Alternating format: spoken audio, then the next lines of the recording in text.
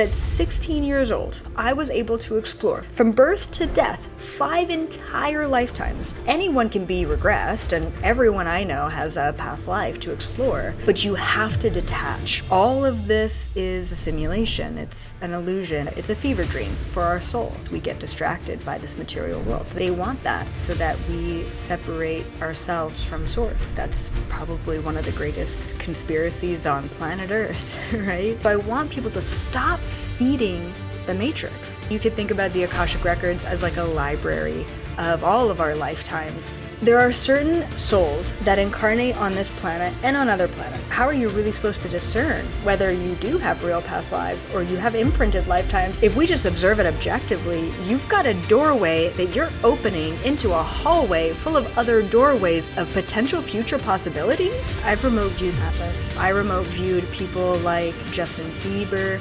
I did Putin. I did Elon Musk. It was just so wild. What I've observed through a lot of clients and tens of thousands of past lives that I've explored is,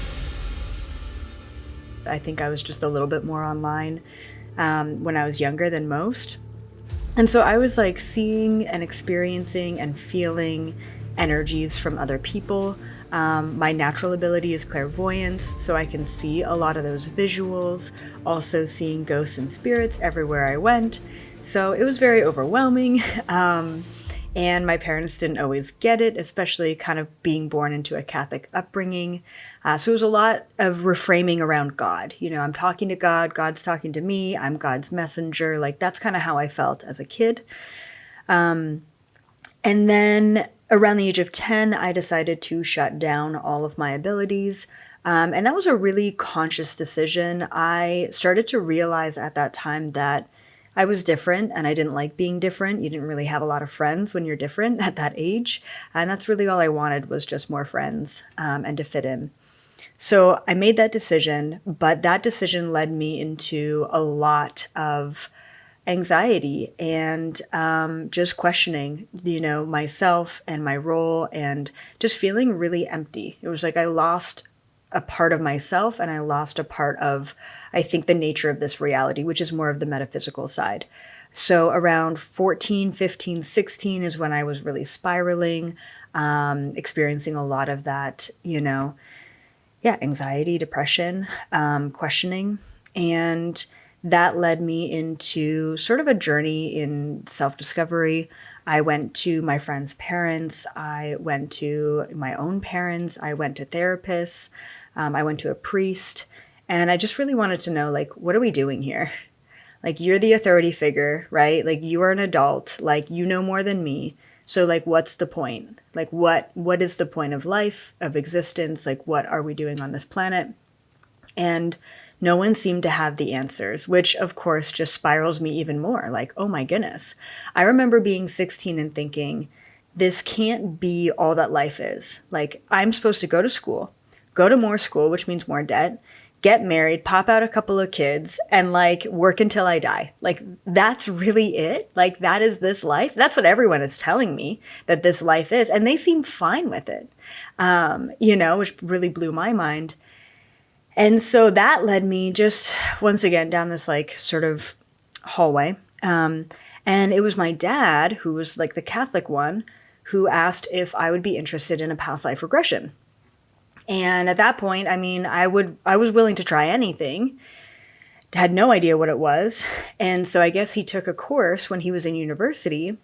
And it was a past life regression course. And so in an hour and a half, at the age of 16, I went into and explored about 5 past lives.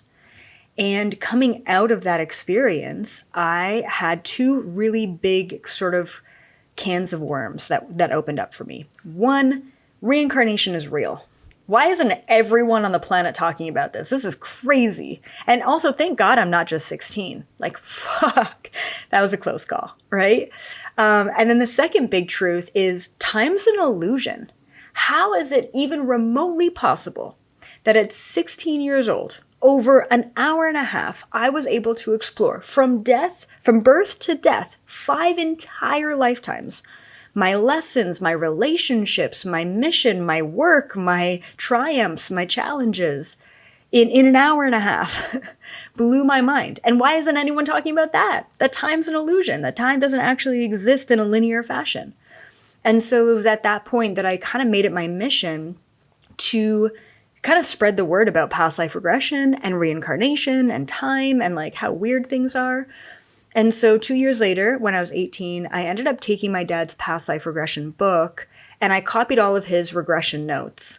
And that's how I ended up making friends in university, was giving them past life regressions. I was completely untrained. It was extremely irresponsible, but also like that's where I was at.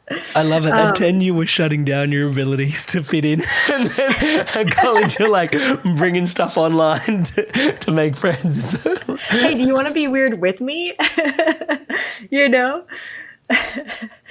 And so that was great. And I did that for a while, and that's how I made friends. But at a certain point in time, I realized that not everyone was able or just willing to be regressed. Like they weren't able to relax long enough to let go of the parameters of this reality. Anyone can be regressed, and everyone I know has a past life to explore. But you have to detach, right? That's like the premise of meditation, trance meditation, deep states. And so I sort of asked myself at that time, is it possible for me to change the game of past life regression and expedite the process of understanding the Akashic records? And how do I do this? How do I make this more efficient, more effective, not just for me as a guide, but for the person receiving the information? And so then I asked myself, am I able to essentially regress myself to explore someone else's past lives, to open up their Akashic records? And so I started to do this. And instead of it taking 45 to 60 sometimes minutes to get them into a calm, relaxed state through guided meditation so that I can separate and guide them and get kind of snippets, I was taking myself 30 minutes, 15 minutes, 10 minutes, 2 minutes to get into a trance-like state where I could then just open up their Akashic door and explore their lifetimes in greater detail and with more efficiency and clarity than ever before, which was incredible. And obviously it misses out their one-on-one experience, but also everyone is now able to access the information because I can regress myself, right? So that's sort of what I did. During that time, I started getting out of my body and exploring, say, like, how are the Great Pyramids built? Or like, what did ancient Greece actually look like? Or what was my oldest lifetime on planet Earth?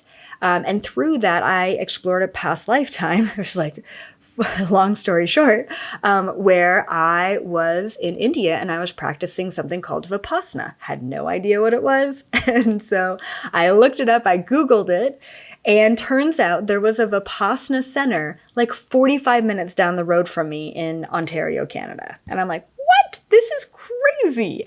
I can do this again? Like I can re-experience this thing that I experienced in a past life.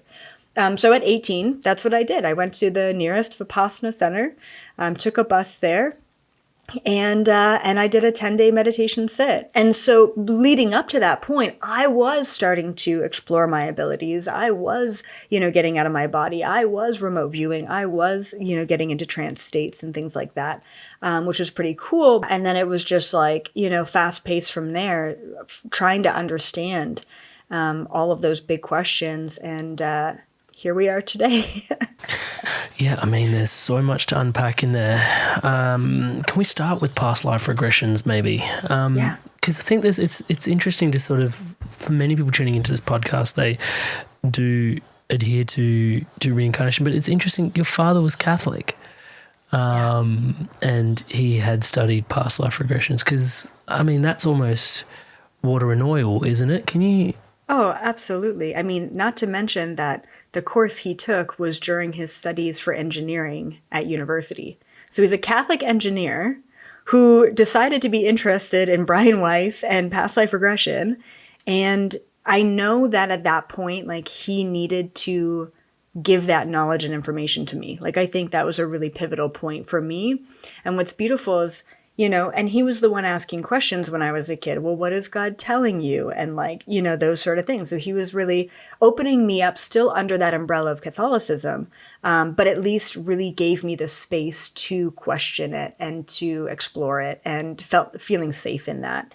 And so then I think, he kind of helped me up until 18. And then after that, I started doing past life regressions on him and sort of taking him to that next spiritual level as well. And it's interesting because it seems like with this ability to become untethered, let's call it that way, right? Like with this past life regression work, then you've also brought online a different ability to remote view, because those are actually two separate topics of conversation, but we sort of slipped from one into the other quite naturally. Can you describe, is there so much semblance between the two? Yeah, okay. So I think in so many ways humans love labels, right? One of the things that we love the most to attempt to understand something that's almost incomprehensible is to label it. And so one of my biggest issues with the human language, especially the English language, is that all of our labels create this illusion that all of these concepts are separate when they're not, right? And so one of the biggest sort of divisions or separations is remote viewing versus astral travel versus lucid dreaming versus past life regression. If you have the ability to quiet your mind long enough and open up that portal and ask a question and gain access to knowledge, information, and wisdom, that is the process of you getting outside of the realm of this body and this reality and being able to access something from other dimensions and densities. And for me, if you want to call that astral traveling or remote viewing or a past life regression or out of body experience, to me, it's all the same thing. And it's all this exact same process to get there. It's about untethering from this reality. And right now, in today's day and age, distraction is our biggest enemy. It really is. Distraction is addictive. And all we have to do is deprogram ourselves to constantly need the distraction and the stimuli and the input, quiet our minds long enough, untether from this reality, and then we can go wherever we want to go. Anyone can do what I do.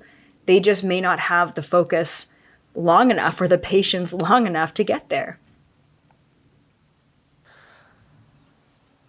Is there a certain reason why we may be encouraged to be distracted? I mean, yeah, I think that's probably one of the greatest conspiracies on planet Earth, right? It's so that we lose focus on what is real, right? And this is such a huge topic and such a huge question. Like, what is real? What is reality? And how do we experience it based on our values and our system and belief? And if we are so caught up in the material world and now the digital world, then we separate ourselves from the truth that all of this is a simulation. It's an illusion. It's a fever dream for our soul, and we're just here deciding to show up and incarnate and experience this. And so I think that we just sort of lose focus and lose touch because we get distracted by this material world. They, whoever you want to call them, they want that so that we separate ourselves from source. And so it's interesting because past life regression almost implies that we end up going into a different space out, like we untether from where we are, but we come back, like almost like discombobulating to recombobulate even more whole. It's an interesting process when you look at it that way, though, isn't it? Yeah, it is. And I think there's some scientific studies out there that say that our brains cannot differentiate a dream from reality, right? It's all the same sort of, as long as we're visualizing. That's why things like virtual reality and those like Oculus goggles, like that can be really disorienting in a way because our brain is observing something thinking that it's real. And in so many ways, when we do a past life regression and we see that and we experience that, what makes that any less real than the life that we're living right now in this moment? What makes the dream that you had last night any less real than the moment that you're experiencing right now? And scientifically, our brains can't actually tell the difference, right? So it really brings up a lot of philosophical conversation and curiosities. And you were asking all these questions and you were exploring and you were like, yeah, you were in this existential soup of crises, it seemed like at the time.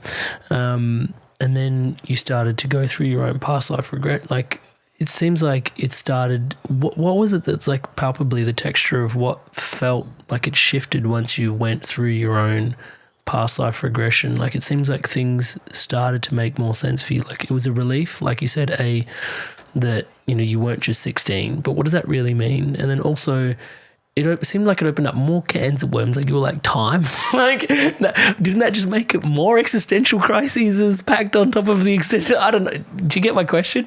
Yeah, absolutely. And it is. It's so infinite, right? And it was around that time when I learned the famous quote by some famous guy, but I was like, the more I begin to understand, the more I realize I don't know anything at all, or something to that effect, right? The more I know that I don't know anything.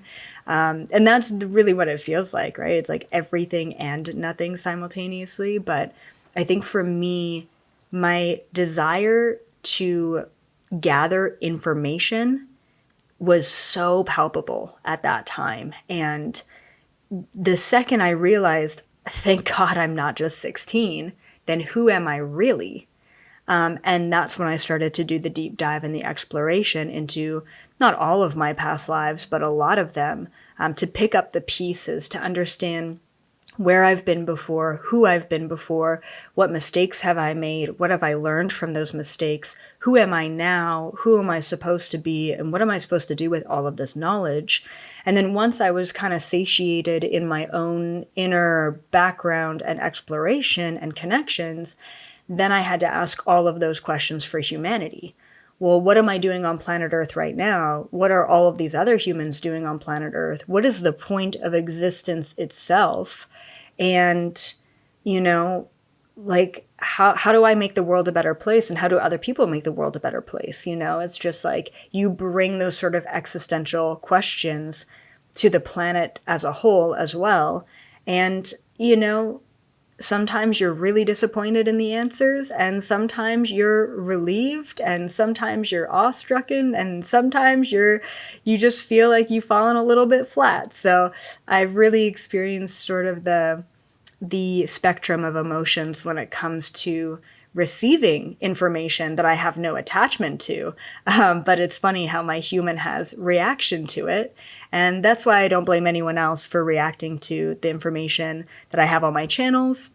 And I always tell people, take it or leave it, because I can't expect anyone to believe it if they haven't experienced it firsthand like I have, you know?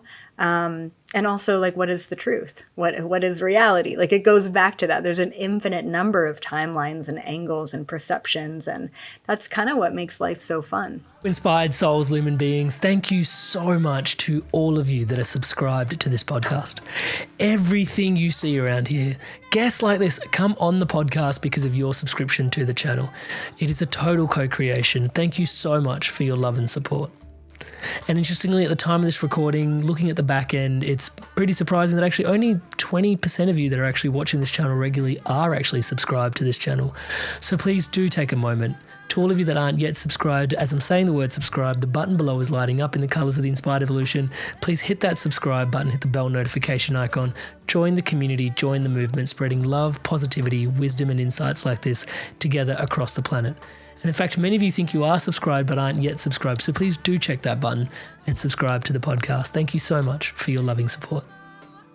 Can I ask a left field question? Is like, for some people, looking back at your past lives might be a little bit taboo for a reason. It's like, are you meant to know that information? What do you say to that? Yeah, that's a great question. And in so many ways, our suffering as human beings, and really as any incarnated being, comes from limitation. So I truly believe when it comes down to receiving any information, you receive it when you're meant to know it. And if you're not meant to know it or see it or receive it, then you just simply won't. And I think most of my life I've been searching, and it's beautiful that at this point in my life, it's not that I'm not searching, because I'll always have curiosity, but I also understand, and there's like a relaxed energy around, there's nothing more that I need than what I already have. And if I need it, it'll just be there for me.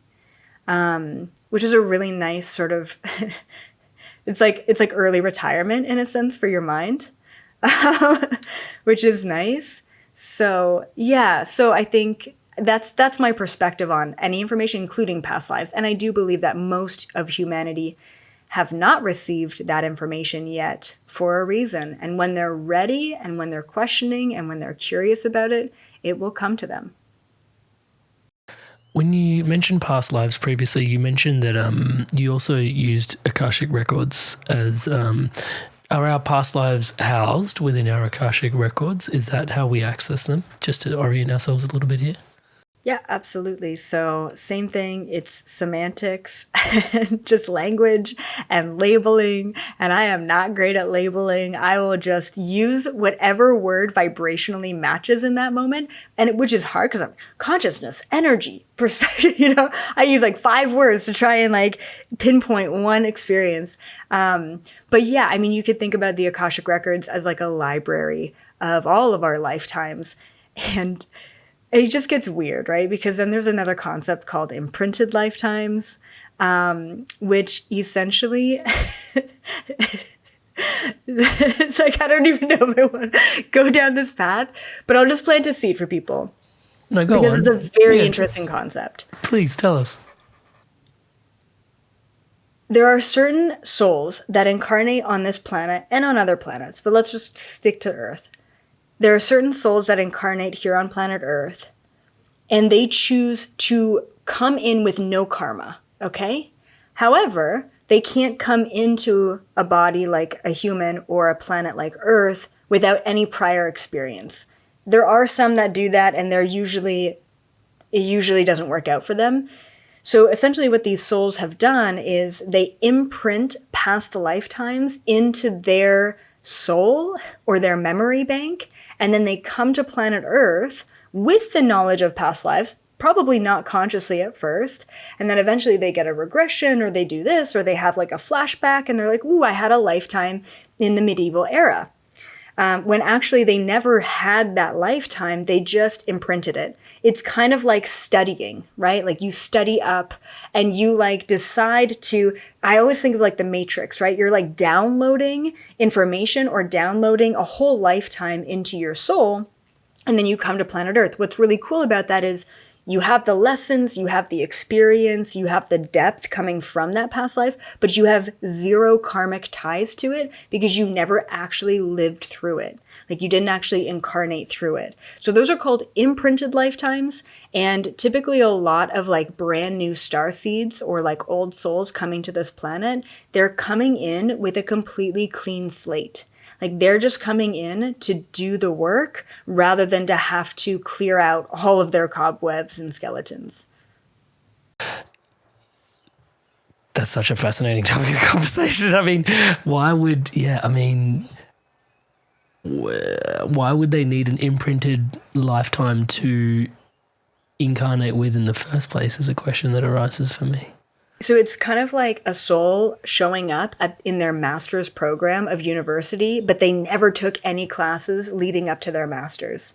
You're going to want to study up and take some classes. So you may not have to sit in those classes for the last decade, but you can at least read the Cole's notes of it and get the synopsis and then kind of be prepared for the master's course. That's pretty handy. It's interesting, right? And so it was actually Dolores Cannon that first explored these imprinted lifetimes, these things. And I have so many questions and curiosities about it too. A lot that I just can't answer. Like, how are you really supposed to discern whether you do have real past lives or you have imprinted lifetimes? And then it's like, do you feel like it's like your whole life is a lie? But then it's like, we're all collectively connected anyway. So does it really matter if you identify with one lifetime? And then there's all these people around the world who are like, I was Jesus and I'm the second coming of Jesus. And they have like flashbacks to them being famous people or religious figures. And that once again sort of brings up this collective, conscious, hive mind type of approach of, can we ever claim ownership over one lifetime, or are these all just simultaneously shared experiences in a giant memory bank that we get to access at any time? And if we were to observe it that way, then holy shit, watch out, because you can now download anything you want to download, any lesson, any experience, any language, any skill. You can just sort of take that from the collective, and give and upload, what you've learned. So I think that's where we're going. I think that's actually more of that 5D sort of anchoring in of this quantum experience rather than a linear polarity, binary, or singular experience. Like I said, I like to use a lot of words for the same thing. So yeah, there's a gentleman, Bert, I'm blanking on his last name, but I was exposed to his work, and he's been busy studying individuals that can astral travel, but then they'll go in and they'll learn something in the astral plane and then come back, and all of a sudden they can play piano. And it's like, wait, what? And it's like, and he's done that really well for himself, like in entrepreneurship and all this sort of stuff, like built businesses and stuff. It's like, where did you learn that? And it's like all in the astral. And the topic of conversation kind of, well, the core thread in the conversation being what you just described, which is like, actually, if we are all unified outside of this experience of what we sort of see in this visual separation, we can actually connect back in. And if there's an experience of Elizabeth's, potentially Amrit can connect in, seek out experience of Elizabeth, download it, and had said felt experience almost like what you described before as a potential imprinted experience. Yeah, exactly. We can imprint in the present moment. We don't have to do that anymore before we come in. It's really trippy to visualize and imagine if you haven't had a felt sense experience for such a thing though, right? Yeah, it is. Even the concept of simultaneous time is really difficult to wrap your head around if you've never heard of it before. The concept of what time, sorry? Simultaneous time. Can you explain that to us? Yeah. And so this really got started with my, remote viewing. It's like, how is it possible for me to be 16 years old laying on a couch in 2000, whatever it was, 8 or something, and then also simultaneously be a 45-year-old man living in India, giving a talk to a bunch of people? Like, how can I see that and be here and at the same time? So it took me many, many, many years to kind of understand it, and it's almost like accept it, because we're so indoctrinated into linear time for our entire lives.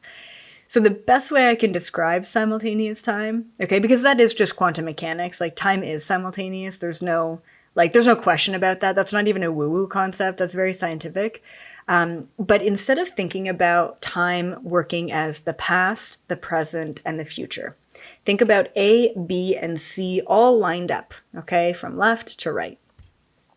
Instead, think about A being on the bottom, B being in the middle, and C being on top, right? It's the past on the bottom, the present in the middle, and the future on top. So instead of time working linearly, it works at the same time, simultaneously. And we can tap into that, which is really cool. So we can go into the future, we can go into the past. Anyone can do that. But once again, you have to untether your mind, your body, your beliefs from this present moment reality and programming, and really open up your mind and kind of open that portal up. And there's another good visualization that I came to many years ago, channeling, remote viewing, astral traveling, whatever you want to call it, right? Gaining access to information outside of this space and time, however you want to label that. I want you to visualize a Google search engine in front of you. You got Google, you got the little search bar below it, and you finally separated yourself from that article that you were writing, or that video game that you were playing, or that email that you were answering, and you've quieted your mind, you've separated from the noise of this reality, and boom, you've got Google in front of you. Let's call it a universal Google, right? So you're at this point, you've got Google in front of you, and then you're like, okay, universe, tell me anything. If you ask Google to just tell you anything, what's it going to say? It's going to say nothing at all. If you don't search for what you want from Google, you're not going to receive anything back. Okay? At the point in time when you quiet your mind, you untether, you separate yourself from this moment, everyone just expects fireworks to go off. And that's just not the case. You have to have an intention. Whether the intention is show me a past life that was significant to me, heal an old wound that came from childhood, let me talk to my inner child, let me go into a really cool experience, or let me talk to a spirit guide, or let me see a future version of myself, or whatever your intention is. Google will not give you an answer if you don't prompt it. And that's how channeling works. Great, you've quieted your mind. You're sitting still in meditation, you're listening, but what are you listening for? And I feel like that's why a lot of people are like, I'm not spiritual, I'm not gifted, I don't have these abilities, I'm meditating every day. Are you directing the meditation? Are you setting your intentions? What do you want? What is it that you want? And that's how the whole universe works. That's how this whole reality works, right? It's through observation. And it is us that guide the observation, which then guide the outcome of the said reality that appears, right? It's cause and effect. So anyway, I just wanted to share that with people too, that maybe there's an aha moment there. Maybe there's oh my goodness, this is what I've been missing the whole time, is I haven't been typing what I want into Universal Google. There's that. And in the quantum, it's really interesting, this whole experiment. I'm a dog person, so don't judge me for that. I know a lot of my audience are cat people, which I'm not dogs versus cats. I love a good cat as well. Sure, I think we're going to end up with both a cat and a dog because, anyway, just the way the kids are demanding both. But then, we might end up with snakes as well. Anyway, I'm digressing hella hard. But there's the Schrodinger's cat, the whole idea of the cat is both alive and then not alive up until the point where you're looking at it and it's this cat really does my head in in the quantum, because it's just it's the observation that makes it so. And then even prior to that, the expectancy effect of I'm expecting it to be like this, hence my observation is filtered this way, and then that collapses everything reality into said outcome. It's the longer you sit with it, that I find, for me personally, and maybe there's a limitation within me, but touch wood, the longer I sit with it, the less answers I come to, except just in awe of the mystery. And I did want to ask you about, because you said you had some existential questions and you got, some very interesting answers, some letdown answers, and I did want to get into all of that. But just as you was describing this triple layered beautiful cake of time, I don't know why cake's on my mind, but anyway, let's go there. The triple layered cake of time. It's interesting because when you're talking about past life regression, for some people tuning in, it's it purely implies access. Yeah. But there's a whole conversation underneath there, which many other people are bringing to the conversation. I think now that we've just mentioned intention, healing. When people are going into past life, there's also this concept of healing's activated. So is it just something that purely through accessing past life work that healing just occurs just through the transference of knowledge? Or are you actively engaged in a process whereby healing is occurring? How, people conflate or have this synonymousness, is that this with past life regression and healing? What's the healing component to past life regression work? There we go. I got my question out. Yeah, that's a great question. And it's actually the first thing that you mentioned, which is, and this is just simply through my experience. So as always, to everyone, take or leave anything that I mention. So what I've observed through a lot of clients and tens of thousands of past lives that I've explored, it is the observation of the knowledge itself that instantaneously heals the body. If the individual is unwilling to accept the knowledge or believe in the knowledge, right? Mostly it's just acceptance rather than belief, but belief can sort of limit acceptance. If they're unwilling to accept it, then it will continue whatever ailment they have. But typically, a past life or knowledge like that will not come into that person's conscious awareness until they are ready for it. So I actually told my clients all the time, the fact that we're even talking about this is a good indication that you are at the end of learning this lesson. You've already relearned it in this lifetime, and the information contained within that past life is just validation that you're ready to let it go. You're ready to release it for good, and therefore you're ready to heal it. So I just find that knowledge itself is transformative, and knowledge itself, or awareness of certain perceptions or aspects or fractals of our soul, are immediately healing.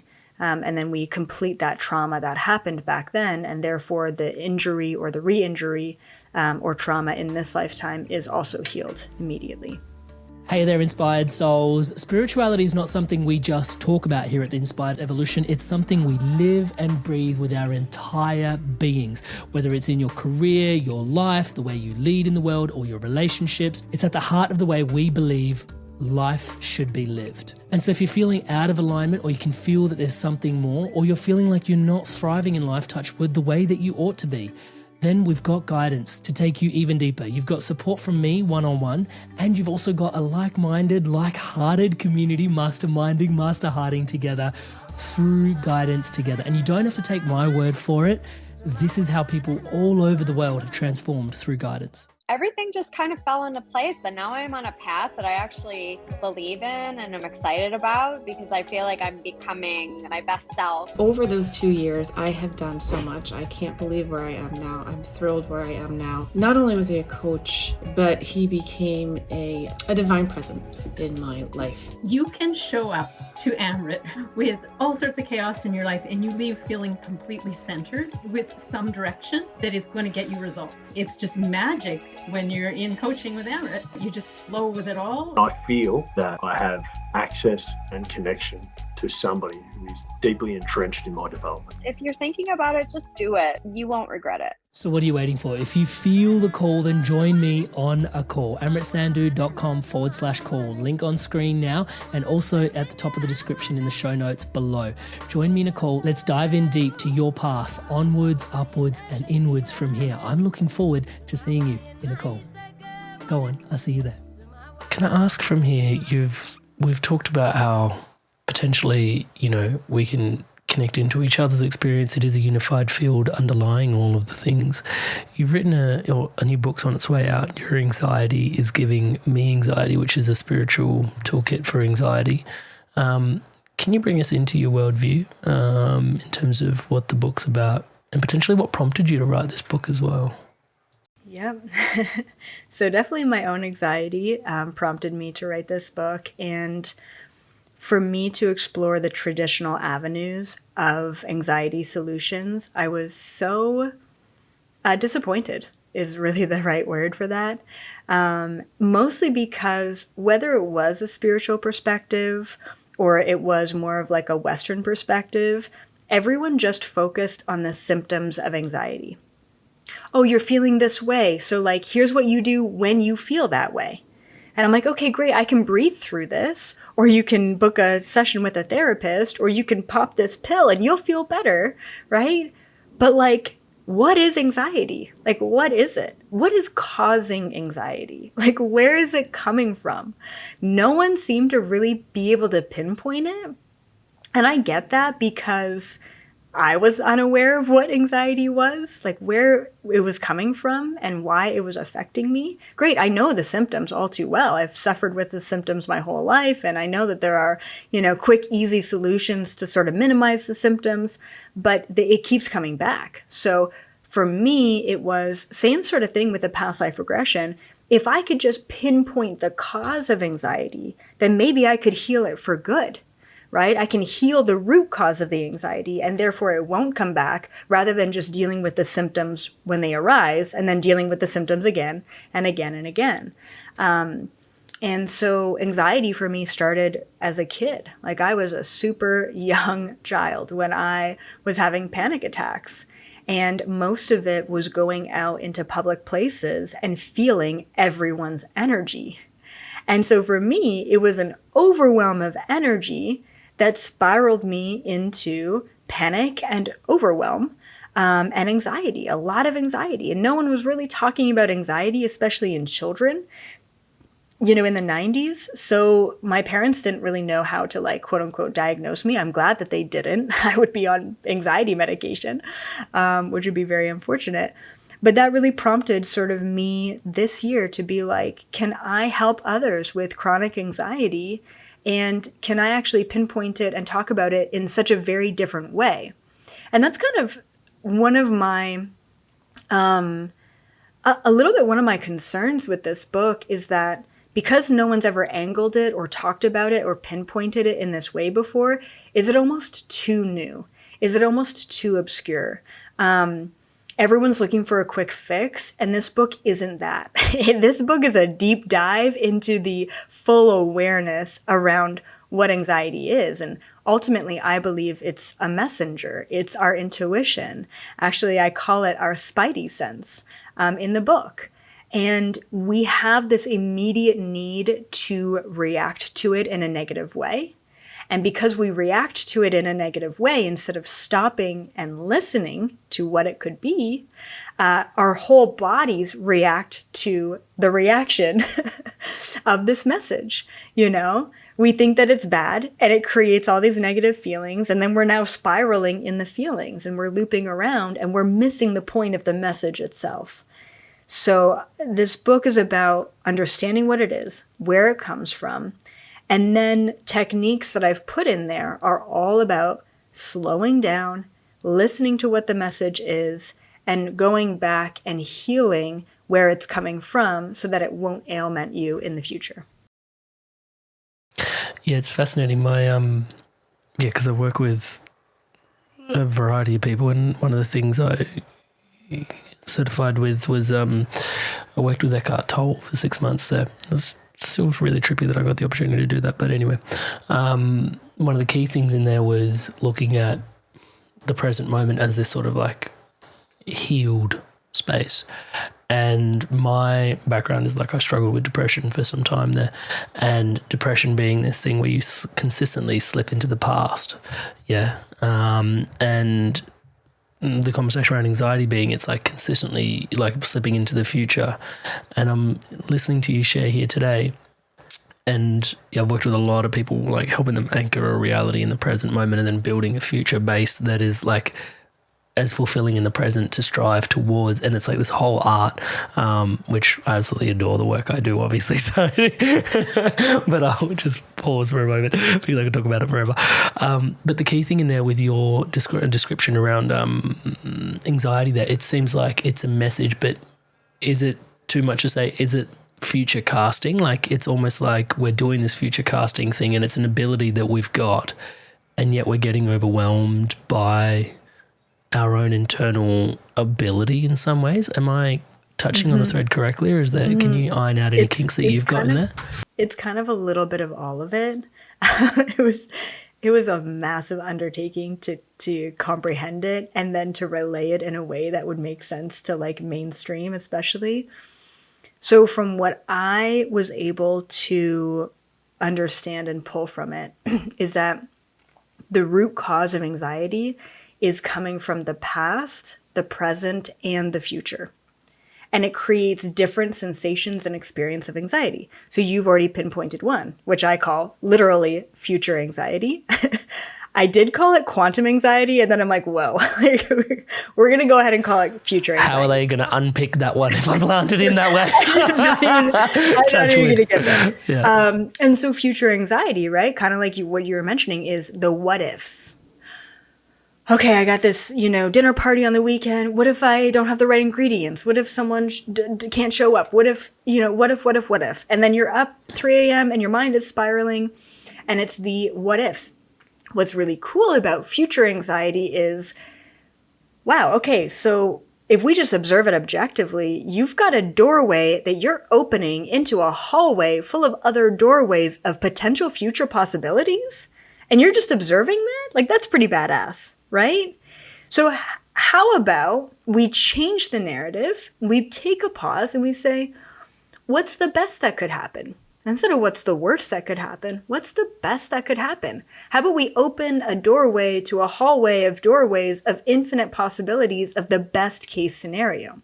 And I teach people how to do that, to reframe future anxiety, but to understand that as like a superpower, which is pretty cool. And then present moment anxiety is exactly what the title of the book sort of implies. Your anxiety is giving me anxiety. It's all about the fact that we are empathic beings. We are energetic beings. And so you could be feeling great, go to a grocery store, grab that tub of ice cream, check out, but the cashier on the way out is having a really bad day. You pick up on that energy, you go home and you start to feel anxious, restless. You don't know why. You don't know where it's coming from. You don't realize that you actually just picked that up from the interaction, the small, meaningless interaction you had on your way out of that grocery store. So I teach people how to tune into the present moment, navigate the stimulation and the overwhelm, minimize the overwhelm and stimulation and oversaturation, and be able to tune into the different frequencies that are going on throughout our day in order to minimize present moment anxiety. And most of that, right, is being present, but directing. It's like being able to consciously become aware of certain things. Instead of feeling anxious subconsciously about the news station you were just watching or the interaction at the grocery store that you weren't aware of, consciously become aware of different things to anchor your focus into the present moment so that you understand none of that exists. And it's essentially like cutting cords, right? And cutting ties. And so that's like showing up in the present, but also realizing that a lot of things in the present will spiral us into anxiety. And then, of course, past anxiety. And these are all just very before you different. dive into past anxiety, that attention is such a key ingredient there. Yeah. Yes, it is. And this is why I'm saying this isn't a quick fix. This is a reprogram. Like this whole book is how to reprogram your brain to pause and to bring awareness instead of react. And our whole lives are based around interaction and reaction. And in order to listen to the message of anxiety, which is, hey, you just picked that up from the guy over there. And you're like, whoa, that was pretty cool. I am telepathic enough, I am empathic enough to pick up on that energy from that guy. You actually start to come into your own energetic awareness once you realize the interactions that you're having. And anxiety is just trying to tell you, hey, you're worried about tomorrow. How about you change that awareness? How about you change that perspective? Hey, you just picked this thing up from the grocery store. How about you focus on that and you change that, you clear that? So it takes a lot of responsibility, right? Yeah. Sorry, really I interrupted. Yeah, please pass. And you said past anxiety. And then past anxiety, which is this kind of causes more of the present moment anxiety, causes more of the like immediate sort of panic attacks because it's like an overwhelm. Past anxiety is more the chronic, like the very, very subtle restlessness that we feel every day. And a lot of that, not all of it, but a lot of it is coming from traumas in the past. And it's really hard to sort of pinpoint like a trauma survivor, as I like to call them, because trauma could be, your brother spilt your milk as a kid. And for you, that was traumatizing. For anyone else looking at that, no big deal. Okay. But for you, that moment was traumatizing. And that's what matters, that it affected you and impacted you negatively. And what we haven't done in our lives, what we haven't been taught to do through emotional intelligence, is to actually bring awareness around those said past traumas and to show up for them and heal them as we show up for them and observe them. So I teach people in the book with past anxiety how to presently show up and heal those past traumatic moments so that they're not constantly ringing these alarm bells telling you something's wrong, something's wrong, something's wrong. And you're like, I don't even know what it was because it was 25 years ago. And you've suppressed it so deeply that it's just like rolling around in there somewhere. And so I believe that people who suffer from anxiety most likely are suffering from past, present, and future anxiety. But ultimately, anxiety is our superpower. It is our energetic signal. It is the bridge between the physical and metaphysical world. And it is such a cool thing once we start to tune into it. But you do have to have that present awareness enough to do that and not be looking for the quick fixes. So this book is for people who are like, I'm done with the quick fixes. I'm ready for sustainable healing, and I'm ready to observe this in a very different way. So yeah, it's pretty wild. There's a lot to unpack in there, but drawing back on a few things that we talked about earlier is your awareness of time. What does it mean to you that a book like this, written about this subject matter in this way, is coming through at a time like now? That's a great question. 2024 kicked up so much anxiety for me, and it was a really tough year. 2025 has been really tough as well, but it prompted this anxiety book. And so, when I was writing this book, I really thought no one's gonna get this. This is a lot to process. And then I realized that at the time that it's going to be released, it's people are going to be ready for it. I just think 2026 marks this moment of, we are ready to finally take radical responsibility around our realities, and mindset is number one. How can you manifest your best possible life if you are stuck in fight or flight? And that's what anxiety does. And so as much as I wanted to write about past lives or quantum mechanics or manifestation or anything that's sparks my interest, I had to write about anxiety because it is just way too prevalent. No one seems to have real solutions. And no one's really looking at this as an energetic messenger, something that we can listen to. And then how do we listen to that, right? Yeah, it's also really interesting feeling into just the present moment anxiety piece is just the openness that people carry and how overwhelming it must be to continuously be open. You can't fault people for shutting down and turning off their abilities, because why would you want to walk around that open if you're picking up other people's stuff? Touch wood. You mentioned techniques in the book. How do you help people navigate such a thing? Mm-hmm. Yeah, so I've got a couple of techniques. One of them is called vibrational navigation. And so it's essentially the ability to consciously tune in to whatever it is that's going to be best for you in that moment. Just like you mentioned, right?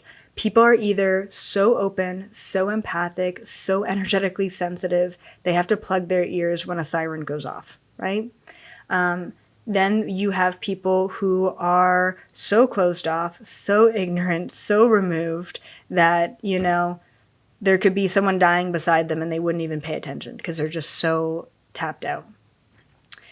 I believe that we can consciously navigate through different experiences. I believe that it's not good to shut down on negative emotions or experiences because that's what creates lasting trauma.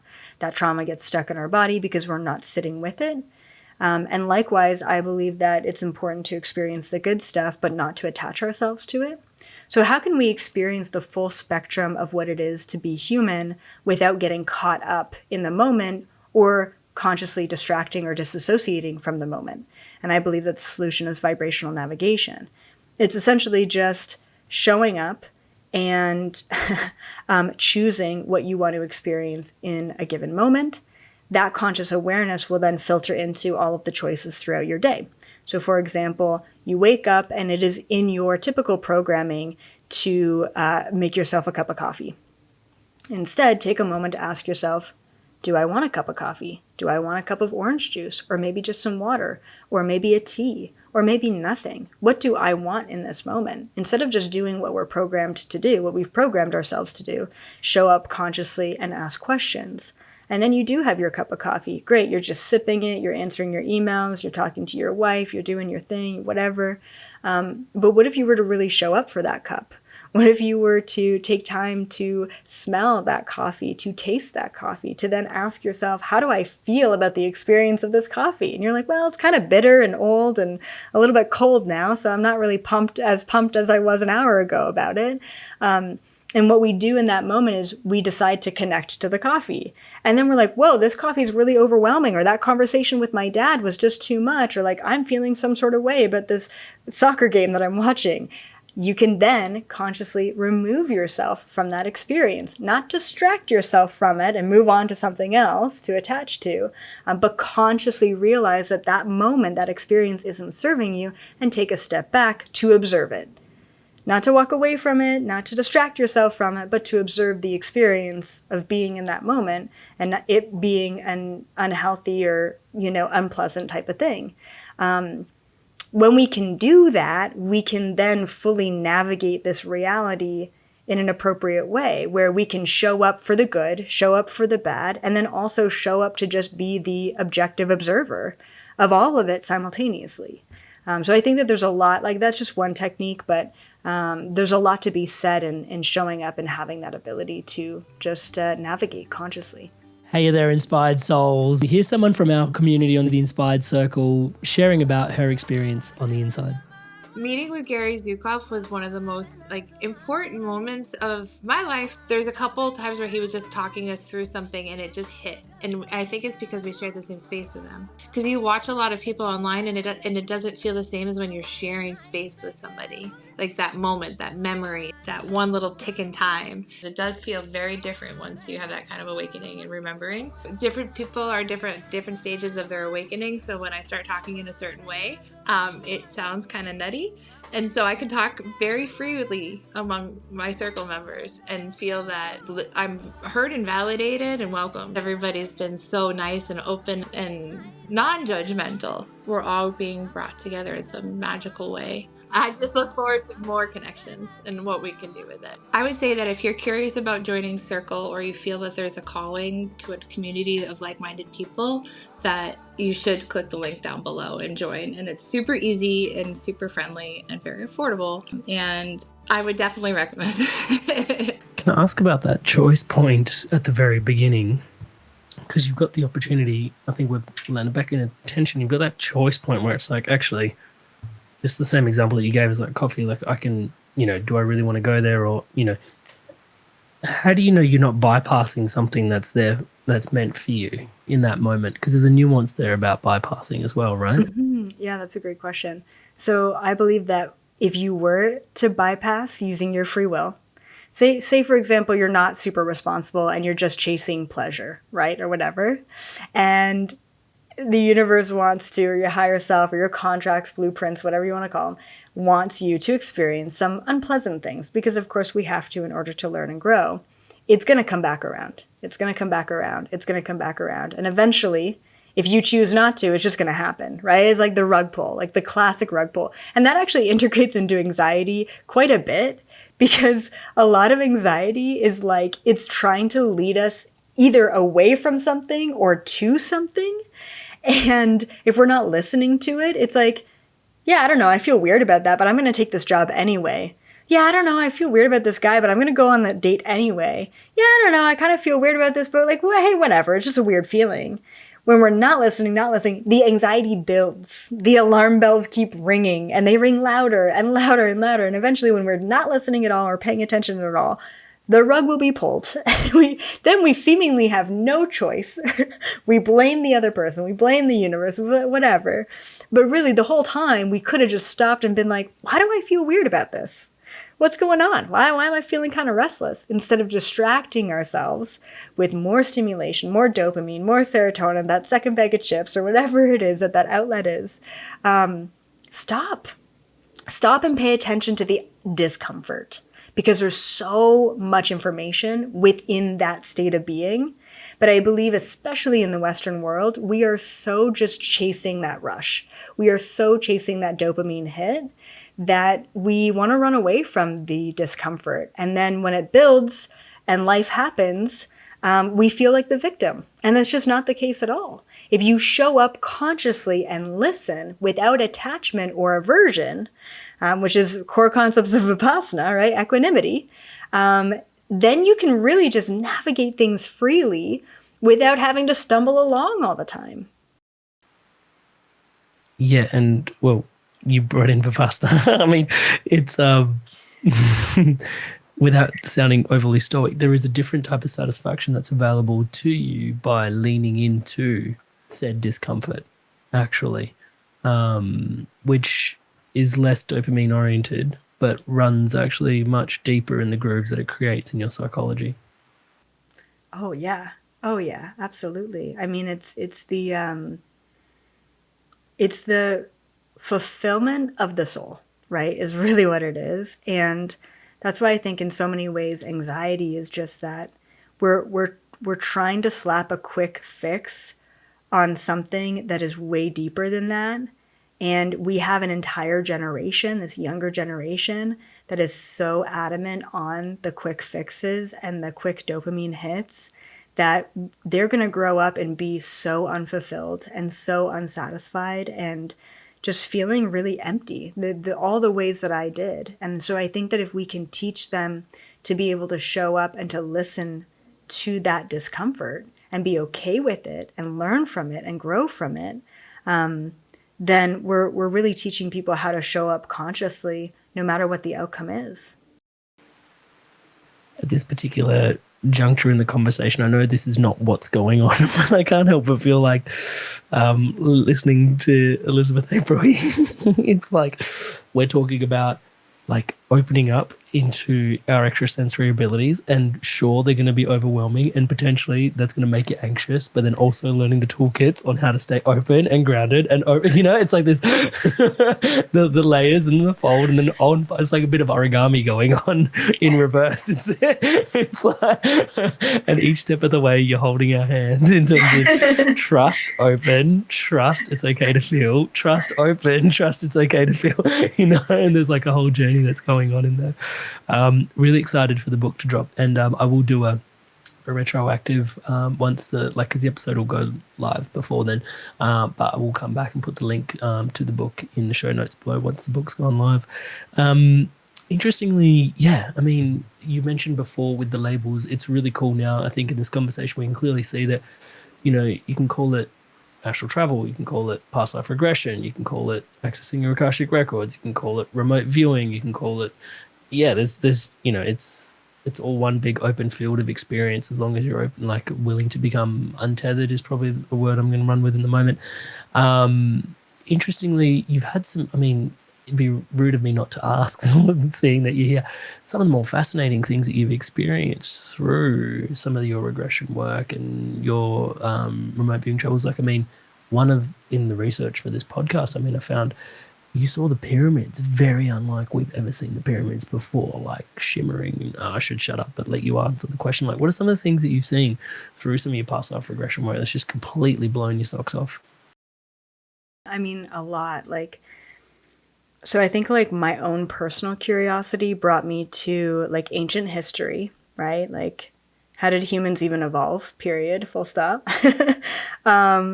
And then within that, like ancient Greece and the pyramids and all of that. And then because I'm like a big conspiracy theorist, if you want to call me that, like I just like sort of the darker, more agenda type of sides and angles to this reality. I also have been to a lot of like military bases too, like underground military bases. Like, what are they really doing behind the scenes? And so that's been another pocket of interest. And then, of course, like going off planet, like extraterrestrials and aliens and like future lifetimes or lifetimes off planet in the past have been so like fascinating to me as well. And within each of those pockets and buckets, there have been some crazy things that I've seen and experienced. And I think what's really cool once you start to, whatever you want to call it, right? Channel or remote view or download, gain access to information and insights beyond this realm.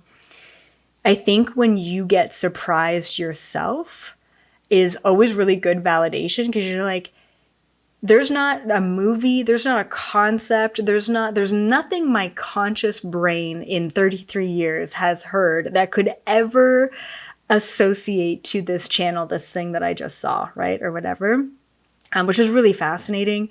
I also just did a whole series that I'm going to be releasing in 2026 on remote viewing specific people as well. So I remote viewed people like Britney Spears, Justin Bieber. I did Putin. I did Kim Jong-un. I did Oprah. I did Barack and Michelle Obama. I did Elon Musk. I mean, it was just so wild getting into like a specific remote view of a specific individual. So I'll give you an example of one of those because they're super recent. I did Justin Bieber, and I saw like essentially like his whole history, and I'm not like, I've never really been a fangirl of anyone or anything. So I don't know his music. I don't know his life. I know he's Canadian, right? Because I'm Canadian. So that's about it.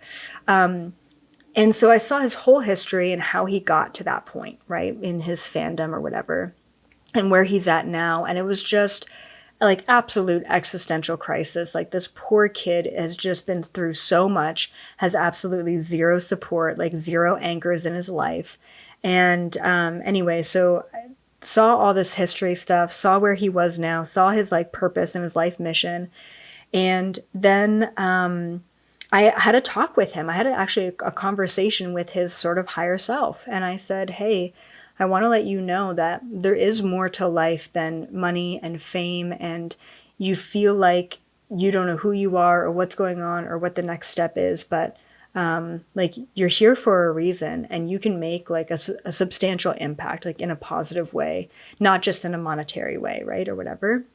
And so we kind of had this like back and forth, and it was so interesting. So I'm like, okay, cool. Like, I gave him some like white light, and then like I like closed off that, whatever, that channel that cut the cord, and came back into my body. And then the next day I was like, I wonder if anything that I talked to him about got through to him. I don't know why I just had, because I'm not used to like remote viewing like an individual. Usually it's a scene, right? Or like a time in history or something. And so the next day I checked his Instagram feed. I didn't follow it or anything, but I checked his stories. And almost verbatim, he had written out this whole thing in his Instagram stories about our conversation that we had had the day before. And within his context, it was all like God. Like, I had a conversation with God, right, is what he said. And God told me that like I'm forgiven and that everything's going to work out, and that I'm here for something bigger than what I've been here for. And it was so fascinating, of course, like, under a different sort of umbrella or context, using different language. But it was cool seeing how something so astral, so quantum, was translated into this reality, which is just a cool experience that happened to me just the other week. That is beyond fascinating. Can I ask you a question about this? Because there's going to be some people tuning in going, how does she know she's not just hallucinating this into reality? Okay, yeah, great question. I love that. Okay, so I've been remote viewing or getting out of my body for a number of years. And with that, I've made a lot of predictions. I've seen a lot of things. I had a good conversation with my friend that I've had for over a decade now. And she's like, I know you don't watch the news, but like, it's crazy how everything you said like 7 or 8 years ago is all coming out, like very specific things about the Epstein files and all this stuff. And I was like, okay, cool. Like, a little overdue for the validation. Like, typically you want that right away. And that's what's really difficult about remote viewing, especially depending on where you're remote viewing, because it's like, it can be very obscure, like a extraterrestrial ship or a different planet. It's like, okay, well, who's really there to validate? What's really cool is that within remote viewing past lifetimes, going into Akashic records, I can validate past lives that I observe through names, through historical records, like through documentation that's still around, which is tough to find, especially when it's such a long time ago. So I've had validation that way. And then last year, I asked myself, is there something that I can do to unequivocally prove that I'm a remote viewer, right? And there is. There's actually really well-known institutions that are remote viewing institutions. And they do it in a very different way, because I'm self-taught, right? Like, I detangle, I disassociate, and then I tap in and go wherever I want to go. So I found the most reputable institution. It's called the Farsight Institute, and they base their remote viewing techniques on blind military style remote viewing. So they take their techniques from the military, and it's called SRV, or scientific remote viewing. The reason why it's scientific is it's completely objective, right? And so I kind of asked myself, I was so nervous. oh my goodness, can I do this? Like, I'm like self-taught for over a decade. Like, can I really do scientific blind remote viewing? And so essentially what they do is they sit you down and they give you a target. It's a series of 8 numbers, just random numbers, not longitude, latitude, nothing. It's like not correlated to anything, but essentially it's correlated to a target. And that target could be anywhere or any time on planet Earth, off planet Earth. Like there's no bounds, like space and time. It's pretty wild. So yeah, anyway, I ended up going through that course. I got every single target they gave me. And I ended up doing a 4-hour scientific SRV exam, and I passed the exam. So now I'm technically considered a certified remote viewer, which is pretty badass. And there's never been a target that I wasn't able to pinpoint. Some of the targets were Taylor Swift was a target, Jesus was a target, the planet of Venus was a target, which is so wild that like I was Nikola Tesla was one of my targets. The one of the like space launches was one of my targets.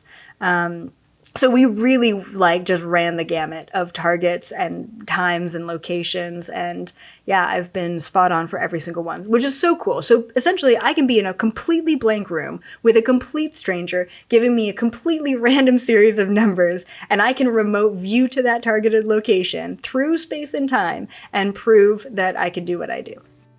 Inspired Soul Lumen beings, you're obviously enjoying this video, so please do give it a thumbs up and a like and join us in the conversation. What are you taking away from today's conversation? We'd love to hear from you in the comments below, and leave your questions that you would like me to ask in the future as well in the comments below, and be honored to ask them on your behalf. That is really fascinating to feel into, and yeah, I mean, congratulations, obviously, because I can sense the whole trepidation going into such an experience when you've been committed your whole life to a particular thing, and then it's like, I wonder if it's, and then to have it once again even validated, even just that, what that must mean for yourself was, Yeah. Such a huge piece there. I wanted to ask a question. This is random. I'm not sure if this is going to qualify for anything. There is this really interesting thing that's happening at the moment at the world. We've had 3 sort of unidentified, but like weird sort of 3-eye atlas. Like this is the 3rd object that's sort of coming through our ecosystem galactically at this time. Have you tuned into anything in terms of around what's going on there? Yeah, I've remote viewed 31 Atlas, and I actually remote viewed the other one as well. That happened, I think, a year or 2 ago. Yeah, the giant Can you comets. tell us more about what's going on here? So, I mean, the most important thing about remote viewing in general is that you have no attachment to any preconceived notion, right? It's called front loading. The second that you think you know the outcome of the remote view or the information, you're muddying the results. So for me, especially going into this like 31 Atlas comet, it's like, okay, like, I mean, what is it, right? And so for me and my perception, it's like, I'm down for it to be anything. Like, I have no attachments. Like, the outcome doesn't affect me, but I am very curious. Like, what is it? So I did observe it, took a look, and from what I saw, as always, take it or leave it, but I did see it being how do I put this? It is a spacecraft, is what I saw, and there were intelligent life forms inside of it. And we are talking like extraterrestrial, like solid intelligent life forms, not just like microorganisms. And essentially, so I asked, like, what's your purpose? Like, what are you doing here? Oh my goodness, are you going to invade the planet? And they were like, no, we're just passing through. Like, it was so lackluster. Like, you really think that there's like some grand purpose. Now, of course, like, the fact that they're coming through our solar system at this time, and they're quite an interdimensional ship, so they're cloaking, like they've got a cloaking device, but for whatever reason that species didn't have like an invisibility. I was like, why don't you just make yourself invisible like most other ships? And they're like, yeah, we can't get there. Like, I don't know, it's like the density of their ship, so they can cloak, but they can't become invisible. There's a significance to their frequency passing us by, but they're not necessarily like coming into this solar system for us, like, which I always laugh, like, at our sort of ego as like humanity. Like if it is aliens, like they're here to invade us. Like what if they're not? What if they're just passing through? So that was kind of the information that I got, is that, and they are good ones. Like there's good and bad extraterrestrials, but I saw that they were connected to the Galactic Federation of Light. And yeah, this was just like sort of the fastest way to get to where they were going. And this isn't the end. So I don't think we're going to expect too much from it come November or whatever. But it's kicking up a conversation that I think is an important conversation to have. So it is making an impact that's positive. On that note, Elizabeth, there's so much underpinning your work in terms of just what's possible for our human superpowers, as you like to frequently call them. What's the conversation that you wish collectively we would be having more and more at this time? Yeah, it would be to wake up to the corruption that has been here, like systemically on the planet, and to realize that we have the power to create our reality however we want to create it, right? So it's like, if you start every single day with the radical responsibility that everything in your life leading up to this moment, you've created, you've put on your own path for a reason, to learn, to grow, to have challenge, to have joy. And if you can take the responsibility of all of that, and then you're like, well, my life is shit. And like, I didn't want this. I didn't create this. But if you were to take responsibility for it, then you can realize, if I created all of this, then I can uncreate it and I can recreate it however I want. And so I want people to stop feeding the matrix. Stop choosing a side. Stop being left wing or right wing. It actually doesn't matter. The only thing that truly matters is a responsibility that you have as a sovereign citizen to look at yourself and realize that you can change your life and you can live any life that you desire. And that's going to benefit the collective as well. And so we have to stop feeding the fear, and we have to start feeding the possibilities of the highest potential. And so that's what I think the conversation needs to be. And that's the conversation I'm trying to start. Elizabeth April. I'll put a link to your YouTube channel in the show notes below. And like I said, when the book comes out, and you've released, we didn't even discuss the other book that you've already released. But there's I'll put links to all of that in the show notes below. Thank you so much for this conversation. It's been really remarkable feeling into just what's possible. Just what's possible to the human experience beyond limitation. And I think it'd be remiss of me to not honor, acknowledge the fact that, up, down and all around, this hasn't come to you in the easiest way. I'm glad your tools have arrived to support you at the times that you've needed them. And that was a big theme in today, which is like, hey, your tools are always there when you need them. Just trust in that path and that process. But grateful for you. Yeah, grateful for you. Thank you so much for who you are and what you're doing at this time. Appreciate it. Thank you so much. Thank you so much. Yeah, this conversation was epic. So keep doing what you're doing. This is great. Thank you. Today was like a quantum origami conversation. It really was, because like every concept sort of like folded into the next in like an obscure way that you couldn't really pinpoint, but you could feel. You know what I mean? You inspired souls, lumen beings, you've made it through to the end of another really incredible episode. Thank you so much for your incredible love and support. It is such an honor to be your brother walking this path by your side. You've obviously enjoyed this video, so please do give it a thumbs up. It votes for content like this, spirituality, evolution, inspiration, to be spread around the internet further. So thank you so much in advance for doing so.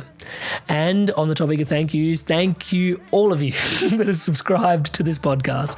It is not possible without you guys. It's a total co-creation. So thank you so much to each and every single one of you that are subscribed to this podcast.